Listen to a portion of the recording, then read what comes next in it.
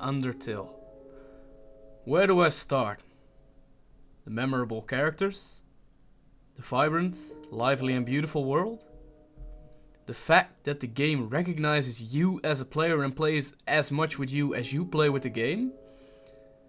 Or is it the fact that it constantly plays with traditional RPG elements and surprise you from the beginning to the very end? Well, all of the above really, and more actually.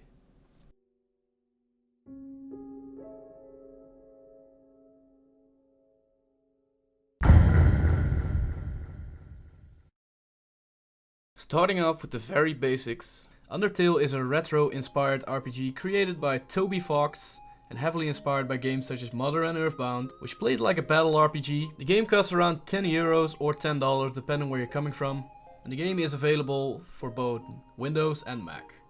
So, that was the easy part of the review. Before we move on, there's two things I've got to mention. For one, it's gonna be very hard for me not to spoil stuff, because talking about what makes this game so good, it really verges on, well, giving stuff away that might ruin the experience if you ever decide to pick up this brilliant diamond of a game. Secondly, which is quite close to the first point, is that I'm really enthusiastic about this game. Still loving it. I've finished the second playthrough. Want to do another one. Sometimes if I go a little bit too fast or I lose my train of thought, I'm sorry about that. It's just... I love this game. I really love this game. You have to pick some starting point, and since the story and the gameplay are really special in this game, let's just talk about the graphics first. That's a wonderful idea! As mentioned, the graphics are heavily inspired by games such as Earthbound and Mother, with an overall very cute and colorful feel to it. Surprisingly, it can communicate a lot of emotion throughout some sprite work, like giving a hug, holding hands, showing excitement or sadness, or even someone moving while you're calling him while you're standing right next to him. Toby Fox really has this knack to pay attention to detail and remember all the things you do. We'll get back to that in the story and the gameplay later. Some of the locations boast some beautiful parallaxes as well, which are really incredible to look at. For people who don't know how parallax scrolling works, it's basically a technique in computer graphics where background images move by the camera slower than foreground images, where you get some sort of illusion of depth in the 2D scene, and that really adds to the immersion. Then we get down to the audio of this game. The soundtrack of Undertale is 8-bit in style, with some piano and guitar every here and there, and it feels emotional and funny. It gets touching and tear-inducing at times. It gives that whole sentimental and emotional feel that some games miss sometimes, and Undertale does this perfectly. Sometimes songs use aspects again in other songs, and it creates completely different songs until you realize that they came from the same song. At one point, one of the songs only has 2 notes in it and lasts about 16 seconds, but the whole game just boasts so many emotions that it gives you complete chills up on that point. The audio of this game is already worth buying. Getting that soundtrack, looking up remixes afterwards, it's an experience in itself. Now we get down to 2 of the most important parts of the game, and I had to think really long and hard before deciding which to do first, but honestly it's impossible. So this is gonna be my first time where I'm gonna talk both about the gameplay and the story, because it's blending both gameplay and story into something very special. It basically blends the idea of ludology and narrative together into something we honestly still need a name for. I wouldn't know how to call it, because ludology is all about interaction and gameplay, while narrative is about storytelling. And this is just something completely new. Well, that's not entirely true.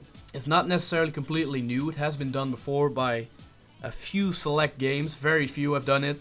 We still really don't have a term for it. I'm getting a little bit vague here, so let's talk about it. Looking at the gameplay of Undertale, it looks like a traditional battle RPG with bullet hell type elements and just traditional storytelling by talking to other people and looking around the area and traversing. But of course the unique selling point, which they already said in the trailer as well, is that you don't have to kill the monsters, you can also spare them. While this might seem like a little gimmick, saying like, hey, in many games this would not really work as it doesn't fit the context, but in this game it does, because the monsters are a lot more human than you think. As such, this game becomes what I would call a bit of an anti-RPG. While traditionally you would grind and fight monsters to make yourself stronger. You can also spare them to get gold, but you wouldn't level up as much. What this all has to do with the blending of gameplay and story, you'll have to experience yourself, because it's really hard not to spoil about it. But let's just say that the game is very conscious. We're gonna talk about that a little bit now. So the basic story of this game is that you fall down a mountain into a realm of monsters underground who are locked away from the surface after a war with humans. You interact with them and you decide what to do, which I mentioned would be fighting or sparing. But the thing is, all these decisions determine the story. And we've heard this before. We've seen Mass Effect with their dialogue wheel, we've seen the Fable with their half-assed system of morality, and we've seen Telltale games where decisions decide the story, but we never really saw a game where there's true gameplay that decides the story. Because let's be honest, a game like The Walking Dead really doesn't have gameplay. This game does, and as such there are many paths to take with just 2 decisions, fighting and sparing.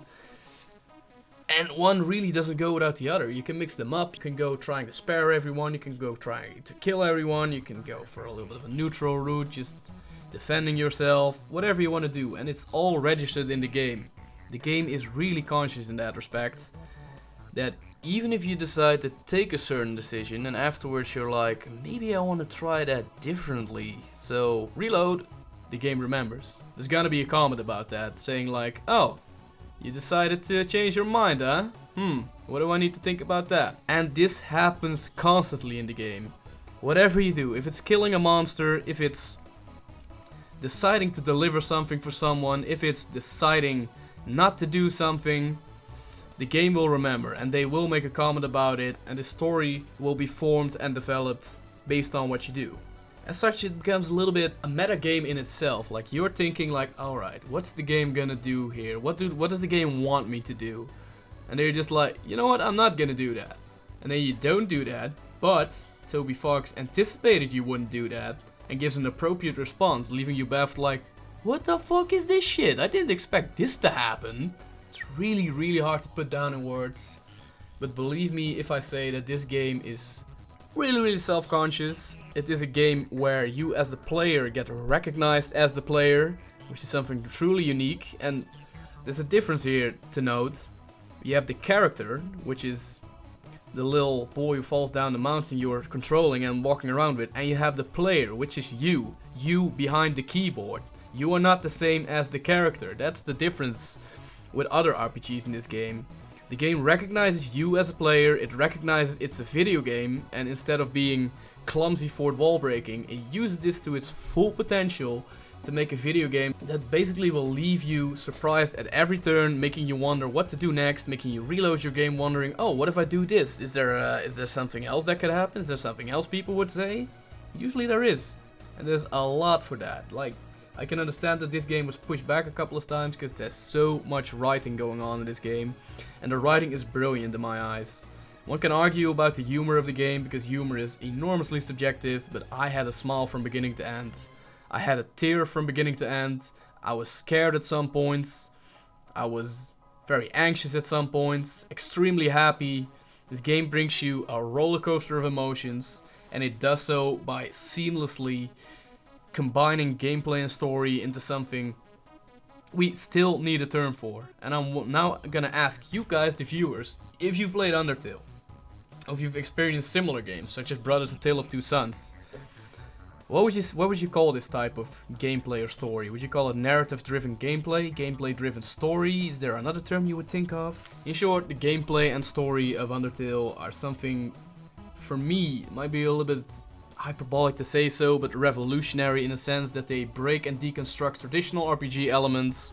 They break and deconstruct the traditional notion of a game, play around with it, constantly defy their own rules, set up new rules, and it constantly keeps on working, keeps surprising you, and it keeps being one hell of a beautiful ride. Now we get down to the issues in this game. Issues is very hard for this game, because I honestly had to think a long time to come up with any criticism for this game. And I came up with 3 which are more nitpicky than anything else. First of all, the graphics can be a bit bland and grey sometimes, even though they really conveyed emotion for me, especially when it comes to the characters, but the areas can sometimes feel just a little bit grey.